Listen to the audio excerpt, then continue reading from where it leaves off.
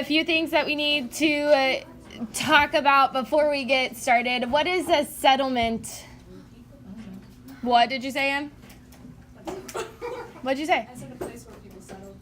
Okay, yeah, aka where they live, right? A place where people are going to live. And we know that cities in particular, since we're in our cities unit, right?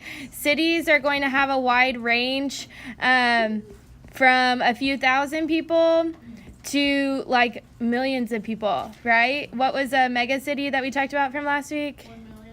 1 million. Nope. Or 10 million. 10 million, right? So they range from a few thousand people to like millions of people.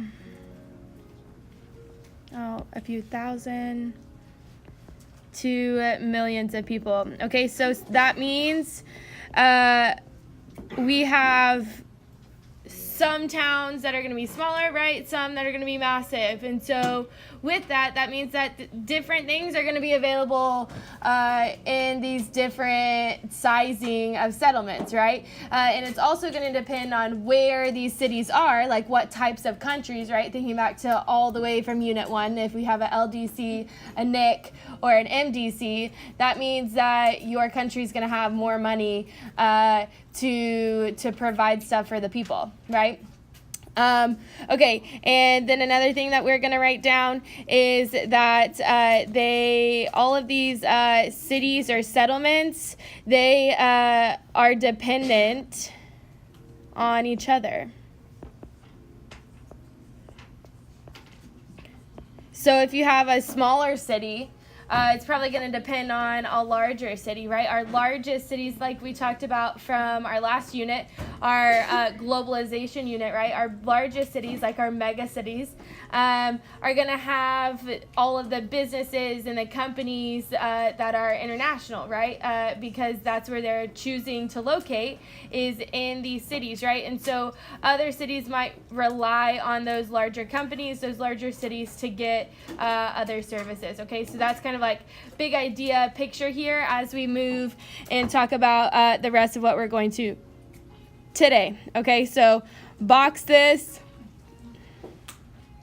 There's going to be 3 parts to these notes, okay? So you can write them however you want. If you do colors, you can do colors like me. You don't have to though, but there's going to be 3 sections to today, okay?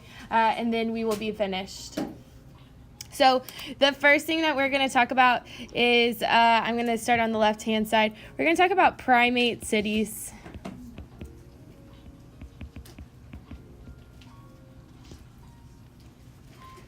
So these are mostly in LDC countries.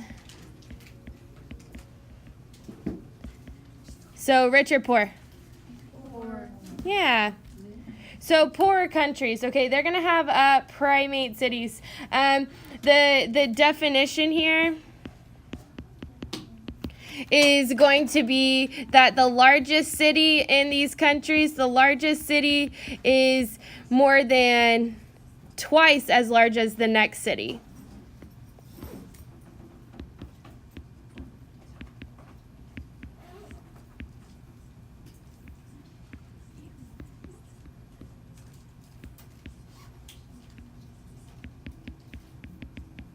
So what does that tell us about this primate city?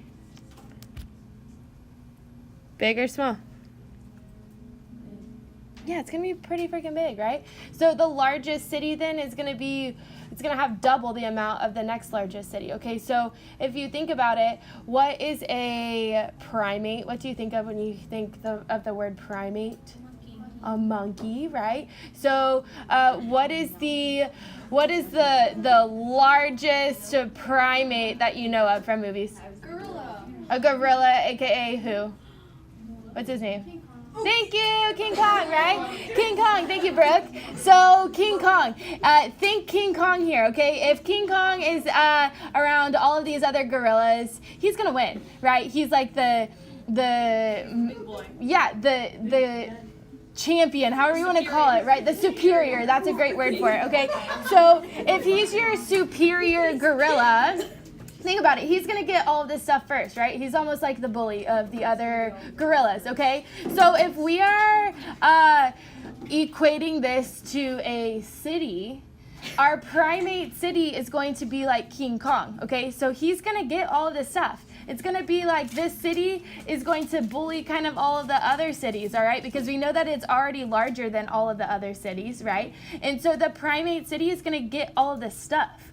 Okay, and so it's going to leave all of the other surrounding towns with not as many like goods and services. Okay, so to help us remember this, I'm going to attempt to draw a gorilla. It's going to be ugly. You don't have to. Maybe draw some bananas or something, but I'm going to attempt to draw a gorilla here. What? Well, I've actually been practicing this, so I'm going to attempt to draw here. Here's his back leg. You ready? That's a muscular back leg. Yeah, it's King Kong. Okay. No, that's his. Oh, dang, I see it. Wait, what? That's the shoulder. Okay. This is the head. Wait, that's kind of cute. Thank you, Yasmin. I appreciate your encouragement. That's his ear out there. And this is his mouth. I thought it was See? like a snake. Cute. Wait, that's the I see it. Oh, it's the eyeballs. Yeah, thanks, Allison. There's a reason why I'm not an art teacher, okay? So here's my gorilla. Yeah, that's the back leg. That's as good as I got. Okay, so here's King Kong. Great, just right, King Kong. You don't have to attempt it. I've just done it a bunch of times. Okay, so I'm going to draw my bananas out here. What are the bananas? What do the bananas symbolize again? We just kind of talked about it. The what? Supplies or whatever. What would supplies be in a city? Food. Building supplies. Natural resources. Think like goods and services. So when we say goods and services is going to be like, think infrastructure, man, right? It's going to be infrastructure. It's going to be education. It's going to be healthcare, okay? It's going to be restaurants and any kind of place that you would need for something, right? Like that would be a good or a service, okay? So that's goods and services.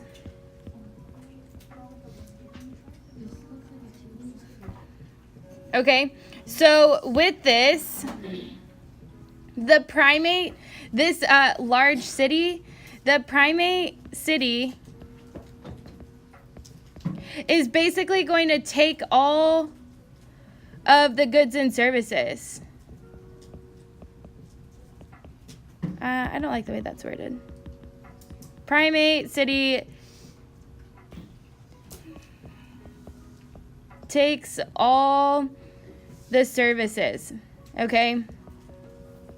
So that means, if we're thinking about it in terms of cities, this one large city is going to have the best healthcare, the best education, the best roads, the best sanitation, right? All of that stuff that you have to have like in a big city or just where people are, right? The largest city is going to have the best of that. So it's almost like they have a higher quality of living compared to all of the surrounding areas, okay? Because this is where most of the people are, right? That's where they have congregated. So this also means that they can't support those smaller areas, okay? They can't support the goods and services at all of the other levels.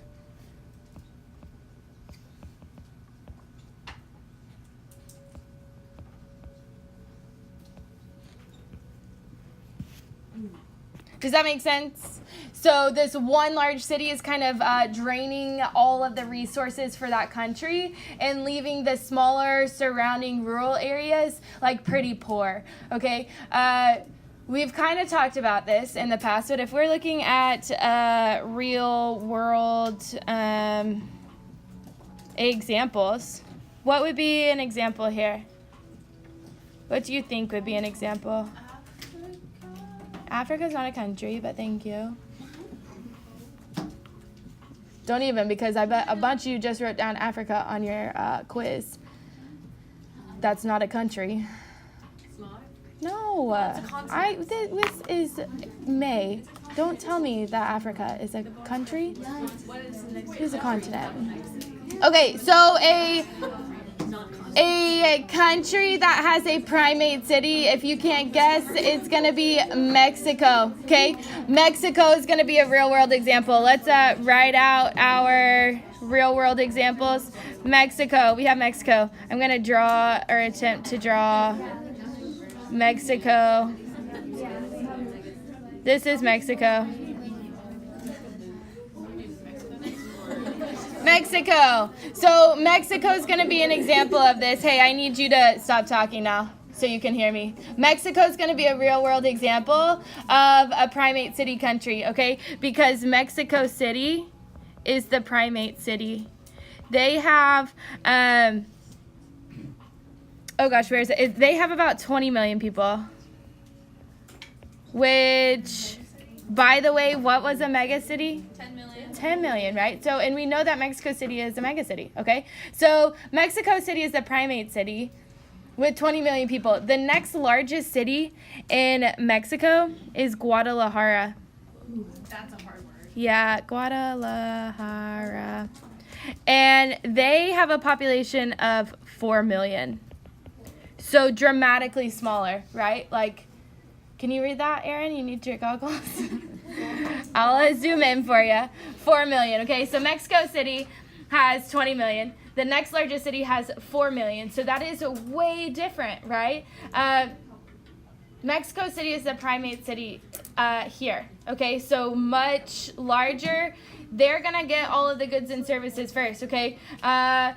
For example, I went to Mexico over spring break, okay? I was in a beach town. I was in Cancun, but those port cities, like those coastal cities, have kind of made a name for themselves, right? Because it's very touristy. So they kind of have an economy because people go there and spend their money. So those like port towns are kind of rising as far as money, okay? As far as like money goes, okay? Like whenever I was there, my taxi driver who picked me up at the airport and took me to my hotel, he had moved from one of the really small rural towns to Cancun because he knew he would have a better job there, okay? What else have we talked about in Mexico about having a better job, a better quality of life from the last unit? What did we talk about? What is it called, Jasmine?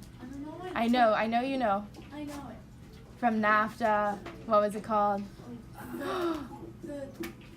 What's the term that we used? Think about it. What were they called? They moved from the poor areas to the towns closer to the U.S. Why? What were they called? Yeah. Who? Who said it? What is it, Cameron? The maquiladoras, right? They left the rural areas and they went to a different town because they wanted a better standard of living, right? They wanted a higher quality of life, okay?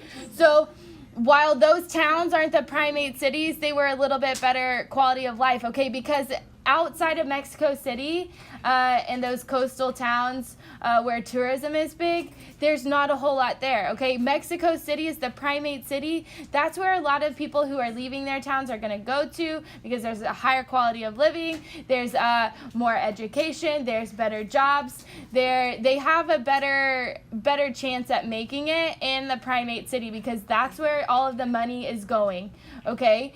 So people are leaving their rural areas most of the time to go to the big primate city, okay? Because that's where everything is, really, all right? That's where most of the money in the economy is, okay?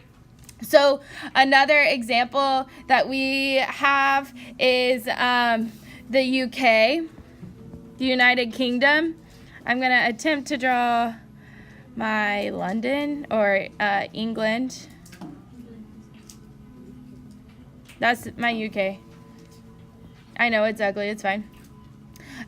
So the largest city. Wait, is the UK an LDC? No, it's a what? It's an MDC. So this is an exception. Okay. The UK is an exception to primate city, but it is smaller in geographic like size, right? So the largest city in the UK is clearly London. And they have a population of 14 million. The next largest city is Manchester. And they have a population of 2.6 million. Okay, so a lot different there.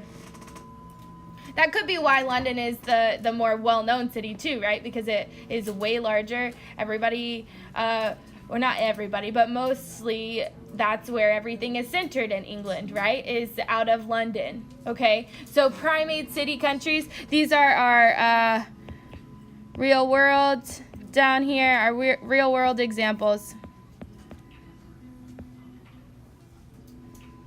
Okay? This about wraps it up for primate cities. Does this make sense? Yes, you have one really large city. It's going to take over all of the others. Okay? Make sense? Any questions? All right. The opposite of this now is called rank size rule. So if you're not primate city, you're most of the time, you're either or. Okay? The opposite of this is rank size rule. So I'm going to start on the other side.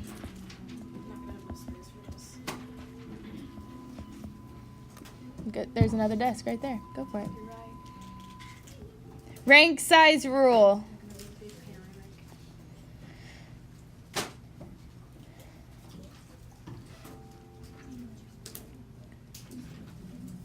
So the rule for this, write down this rule.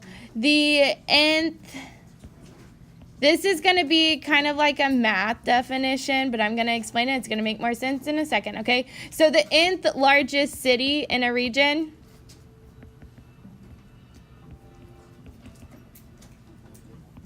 will be 1n the size of the largest city.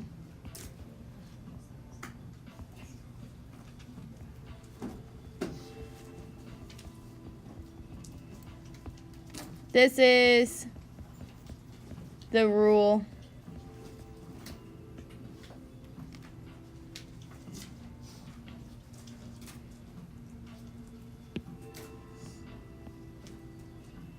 I don't like the way that word looks.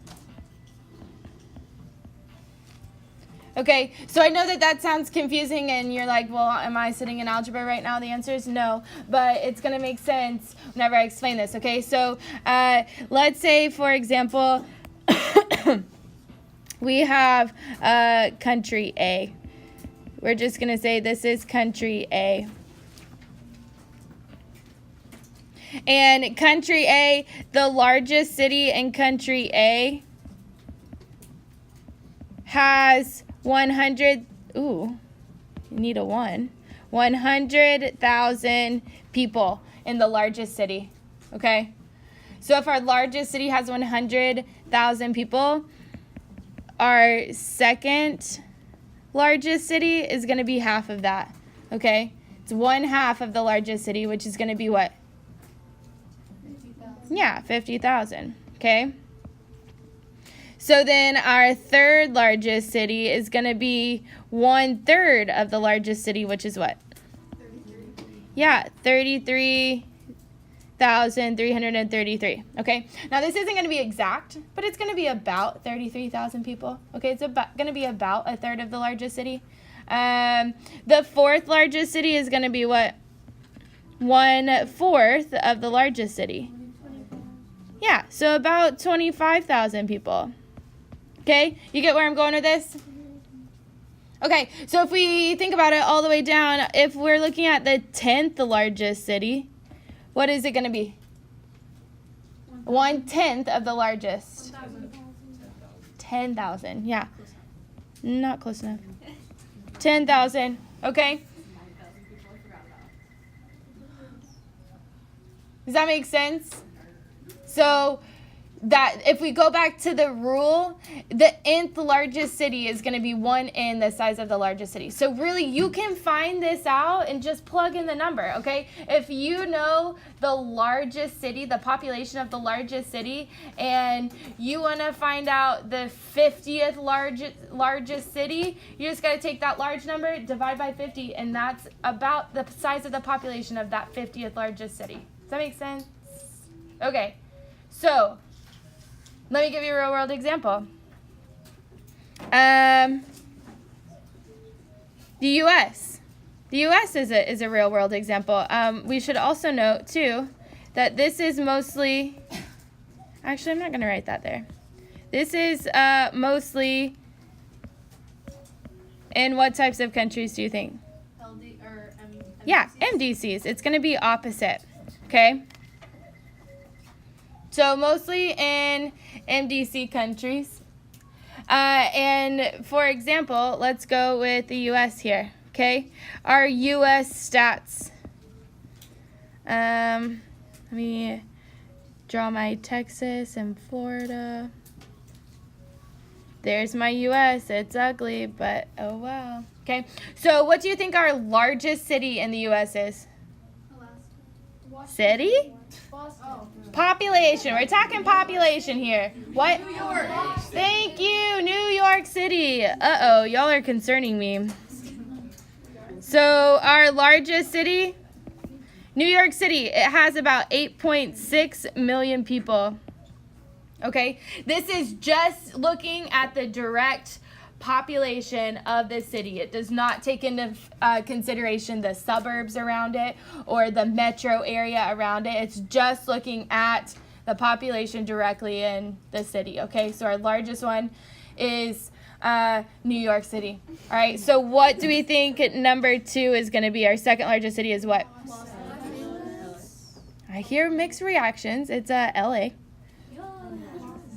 It's LA. So if we're looking at our numbers, it should be half the size of New York City, right? So what should our population be about? 4.3. About 4.3. It's actually 4.1, but close, right? We know it's probably not going to be exact, but LA is about 4.1 million. It's about half, okay? Number 3. What do you think number 3 is?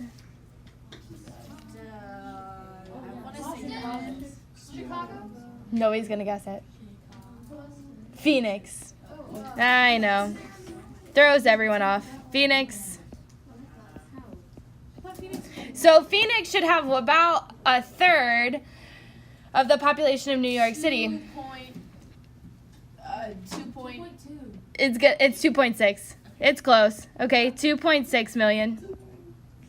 Fourth largest is what? So 1/4 of NYC. Houston. Close enough. Houston has a lot of people. So Houston has 2 million. Okay, so it's about 1/4 of New York City. So it has about 2 million people. And then number 5, any guesses? Philadelphia.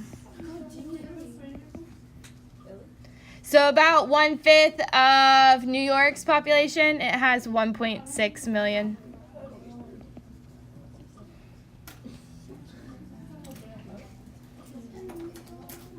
So here's our real world, right? So what? Houston is like really close to Phoenix. What? I mean, it's not half of it, so. No, it's not. It doesn't half like from Houston to Philly. That's not how it works. It's 1/5 of the largest. You always have to relate it back to the largest city, okay? So it's not like it goes proportional from, like, it's not like 3 is half of 2. You know what I mean? Like, you always have to go back to the largest city, okay? Another example of this could be Germany. Germany is another good example of this too, okay? So in these types of countries, we know that they are MDC countries. Opposite of primate cities, these countries can provide services to all of the levels. Okay, so services can be supported at all levels.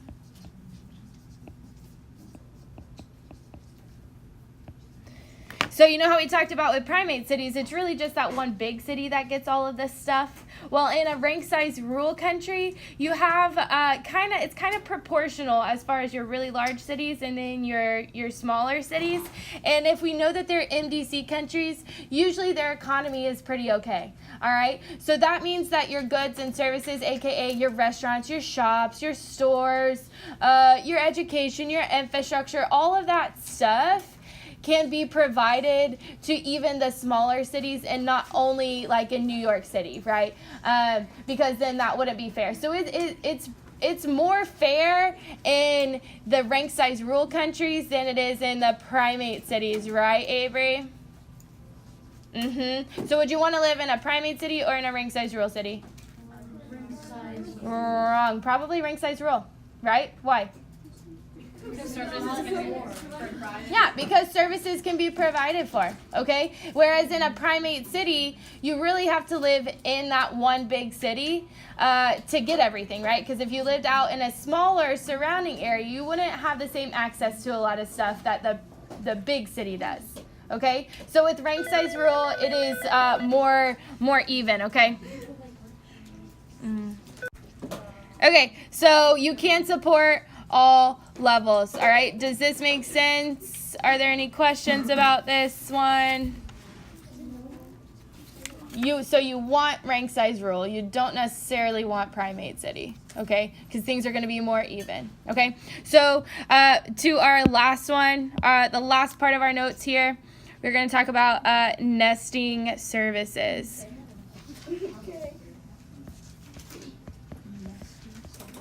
This one isn't going to be as long.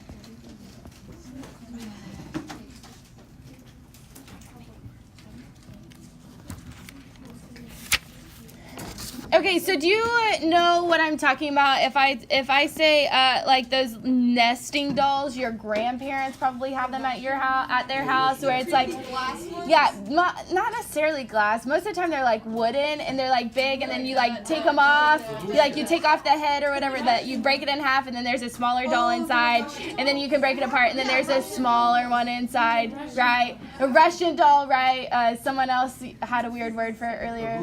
Babushkas, yeah. Okay, I think it's Russian, right? So they get smaller and smaller when you get inside to the middle, right? You know what I'm talking about? You've probably seen it at like your grandparents' house. I know my grandma had one at her house, okay? So if we're thinking about that in terms of services, remember services could be like maybe you need to go get your oil changed. That could be a service, right? Maybe you need to go get a dress altered. That could be a service. A grocery store could be a service, okay? Yes, Hannah? What about so my dad, he had to go take his car to get in the missions or something? Yeah, that's a service, right? You kind of have to be trained to do that.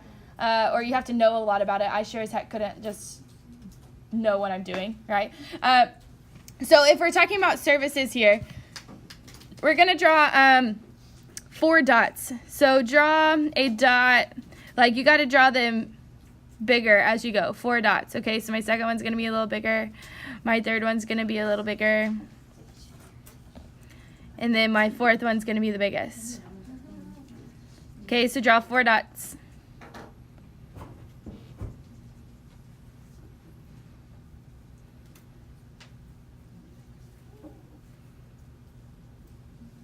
So if we're looking at this in terms of cities or towns, our smallest one is going to be called a hamlet, Hamlet. Now this is going back to its German roots. We don't really call towns anymore hamlets, but this is our smallest town, okay? So smallest town, our examples could be Salina. Salina. It sounds like you said saliva. No, Salina, the town. You know, it's 10 minutes north of here. Or Pilot Point, that's where I'm from, right? Yes. The town where I came from, Salida, Williams, 1,700 people. Yeah, so my town has 6,000 people. Salina has a little bit more, but these are our smaller towns, our rural areas. Okay, so think small towns here. Hey, I need you to stop talking so we can get through this. Are we good? You want to listen? Because I'm almost done. All right, so our hamlets, those are our really small towns. Okay, so not a lot of goods and services are offered there. The town that I came from, Pilot Point, the one that you just wrote down, I had a Subway and a Sonic when I was in high school, and there are 2 stoplights in my town. Okay, so very small. We would have to drive 30 minutes to get groceries. Okay, I know you can't even fathom that. I know your faces right now. Because you have a grocery store on about every corner here. I had to drive 30 minutes. Like, there was a very small grocery store that we could get basic stuff, but if my mom wanted to order like a lot of groceries, we would have to go to Walmart or Target all the way into Frisco or Denton, okay? So in your small areas, your hamlets, not a lot of goods and services are offered there, okay? But if they do want to go maybe to a bank or something larger than a gas station, there's probably one high school in a hamlet. If they need something more, they probably drive into the next like largest town, which is going to be called a village. Okay, so that's what our next largest one is called, a village. So if you're driving from Salina, that would be Prosper, because Prosper is a little bit bigger than Salina. They're about to have, their second high school. They have a Kroger. They have a few more things. For us in Pilot Point, it was Crossroads. Anyone know where Crossroads is? Close to Little Elm. Okay, so they finally built a Walmart in Crossroads when I was in college, and so my mom could finally go to a grocery store that was like just 15 minutes away and not 30, okay? So Crossroads was a little bit bigger than Pilot Point, okay? More goods and services, right? If we're thinking about groceries, my mom only had to drive 15 minutes instead of 30 minutes, okay? Does that make sense? So it has a few more services than the small towns do, all right? But again, it's not going to have everything. So our next largest dot is going to be called a town. Yeah, a town. And that's going to be like Frisco, right? Because if you're in Prosper, they just have to drive a few minutes and they're here in Frisco. Or from Crossroads, it would be like Denton on the other side of town over that way. So in your towns or in your towns like Frisco or Denton, you pretty much have everything.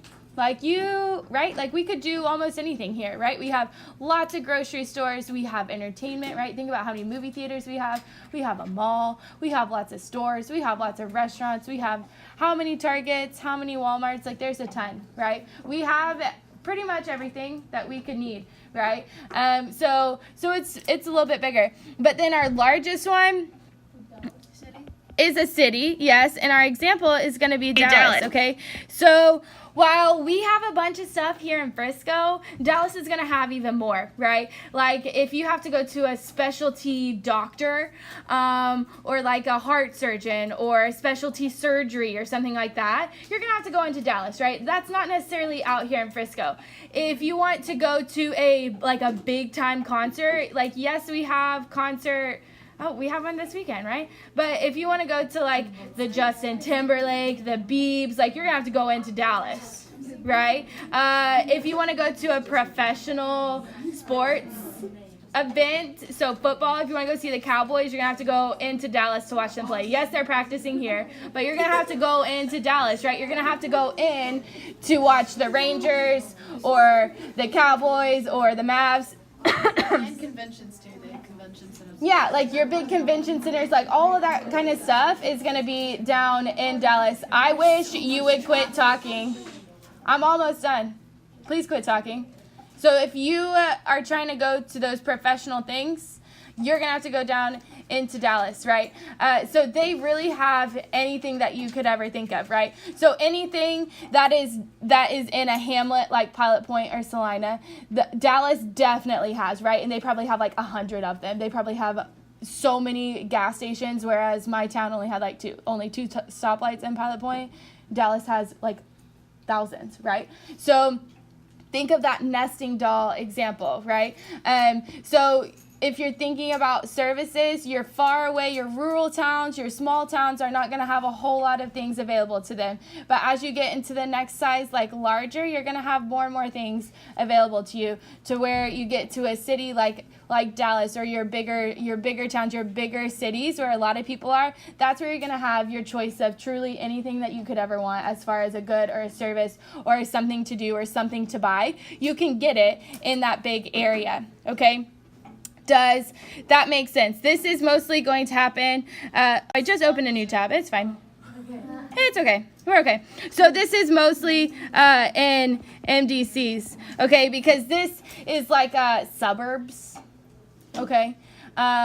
So think about like your smaller towns, right? Frisco, Prosper, Salina. Those are kind of like the suburbs of Dallas. So suburbs really happen in MDC countries, right? If we're thinking about our city models that we learned about last week, our American city models, they all had suburbs, right? But with Latin America and with Africa, they didn't have suburbs. They just had rich people and poor people, kind of, right? And they were like noticeably worse living conditions for those poor people, right?